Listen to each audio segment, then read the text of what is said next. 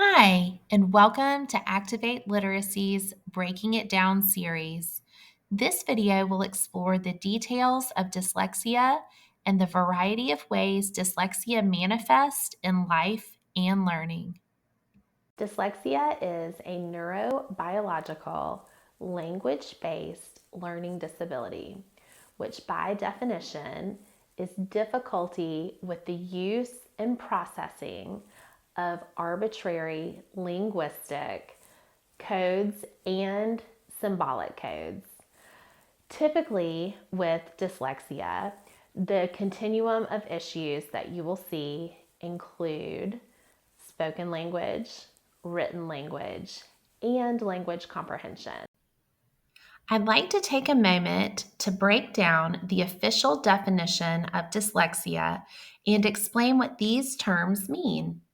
The first term I'd like to cover is linguistic codes.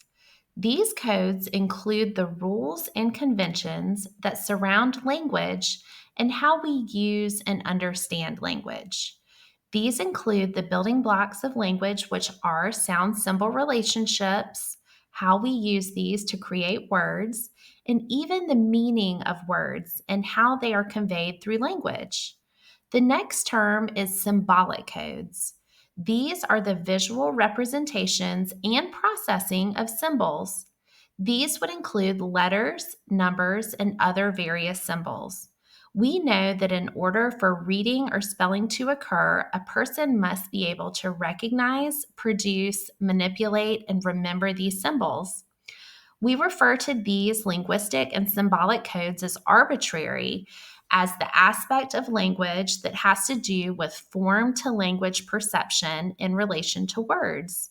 This essentially means that the form of the word typically has an arbitrary or random relationship to the meaning of the word, and the brain must be able to recognize that relationship. Now, let's take the abstract concepts behind the meaning of dyslexia and apply them to the everyday manifestations of dyslexia. While there are many areas of life which are both subtly and overtly impacted by dyslexia, I'd like to focus on the four major portions that are most easily recognizable: decoding, encoding, written expression, and reading comprehension. Decoding is the act of translating written word into spoken language and is the essential cognitive process for reading. This is usually the first thing people think about when they hear the term dyslexia. Knowledge of sound symbol relationships as well as phonemic awareness are two primary necessary components of this process. Encoding is the act of translating a sound into a written symbol and a word into a group of written symbols. This is the essential cognitive process used for spelling. Written expression is the highly complex cognitive process of conveying ideas and information through written word. It is a self-directed process which requires knowledge and mastery of encoding, grammatical awareness, vocabulary, and syntax.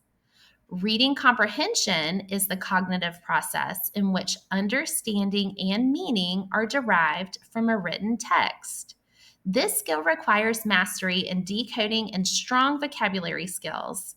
It also requires the intuitive skill of applying textual meaning to an individual's existing knowledge and lived experiences.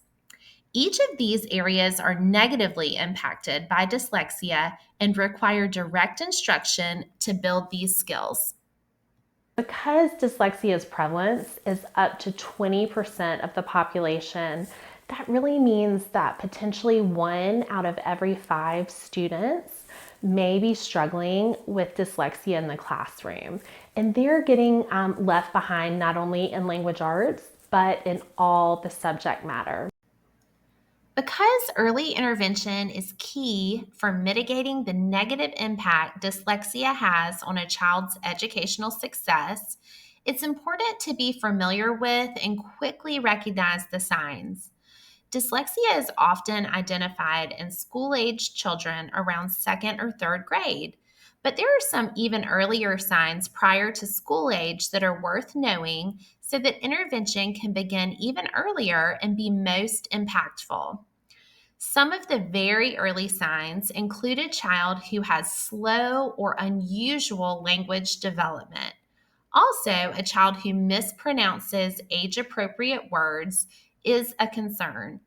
Children who struggle to produce rhyming words or who might have difficulty remembering or reciting words to a song is also concerning. There is a higher prevalence of dyslexia in ambidextrous and left handed children, so that is often an early indicator. The prevalence of ear infections, thyroid problems, autoimmune disease, skin conditions, allergies, and migraines is also higher in dyslexic children. The concept of time and handling sequencing tasks are also difficult for young dyslexic children. While any one of these is not always a cause for concern, a combination of these would be potentially an early sign of dyslexia or a comorbidity that may be occurring.